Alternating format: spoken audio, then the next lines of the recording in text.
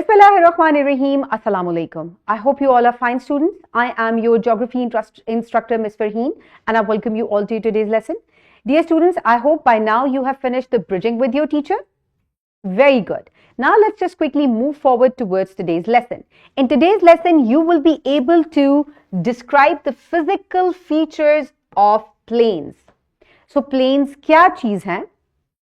Plains are large, relatively flat, undulating areas of with minimal change in elevation. अब undulating क्या चीज है? Undulating एक ऐसी surface होती है जो कि elevation में change नहीं होती, जिसमें उतार चढ़ाव बहुत ही कम होता है. फ्लैट से ये लफ्ज बड़े आसानी से वाजे हो रहा है कि फ्लैट लैंड को हम क्या कहते हैं? हम प्लेन एरिया कहते हैं. यहां आपको फ्लैट लैंड अनड्यूलेटिंग की समझ बहुत अच्छे तरीके से आ जाएगी. This is a mountain. Very good.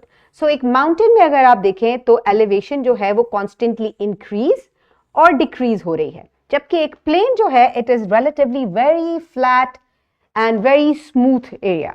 सो ऐसी सरफेस को, ऐसे लैंडफॉर्म को हम प्लेन कहते हैं. मूविंग फॉरवर्ड, अगर हम डिवीजन देखें प्लेन्स की तो पूरी दुनिया में 32% जो है वो क्या मौजूद है? वो प्लेन्स मौजूद है.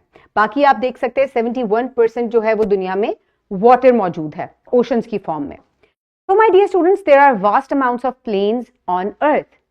और इन्हीं प्लेन्स के अगर हम फिजिकल फीचर्स की बात करें तो वो कौन से हैं? But before that, what are physical features?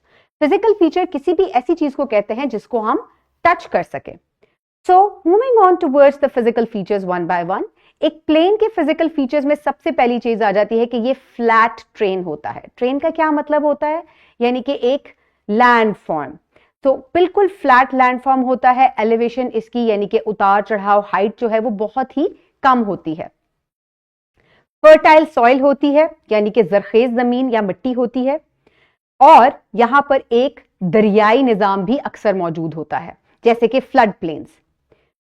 Climate इनका तकरीबन एक जैसा होता है. क्लाइमेट में आपको एक प्लेन के ज्यादा जो है वो चेंज नजर नहीं आता, जिस तरह से माउंटेन में आपको नजर आता है कि आप माउंटेन के अगर बेस पे खड़े हुए हैं तो टेम्परेचर कुछ और होगा, अगर आप ऊपर जाएंगे तो कुछ और हो जाएगा. लेकिन अगर प्लेन में आप एक स्पॉट से दूसरे स्पॉट पर मूव करेंगे so there will be no change in the climate. और इन इलाकों में पॉपुलेशन भी बहुत ज्यादा होती है. अब ये तमाम पॉइंट्स जो हैं ये आपस में इंटरकनेक्टेड हैं. ये क्यों आपस में इंटरकनेक्टेड हैं? अगर आप गौर से देखें तो फ्लैट ट्रेन होने की वजह से लोग जो है वो यहां ज्यादा रहना पसंद करते हैं क्योंकि घर बनाने आसान होते हैं. फर्टाइल सॉइल क्यों होती है? क्योंकि यहां पर रिवर्स मौजूद होते हैं और रिवर्स जब किसी जगह से गुजरते हैं तो बड़ी जरखेज मिट्टी अपने पीछे छोड़ जाते हैं. इसके अलावा क्लाइमेट भी इनका एक जैसा मुतदल सा होता है, या एक जैसा होने की वजह से यहां पर वेजिटेशन भी एक जैसी पाई जाती है, यानी कि पौधे भी एक जैसे होते हैं और लोग इन जगहों को रहने के लिए ज्यादा पसंद करते हैं.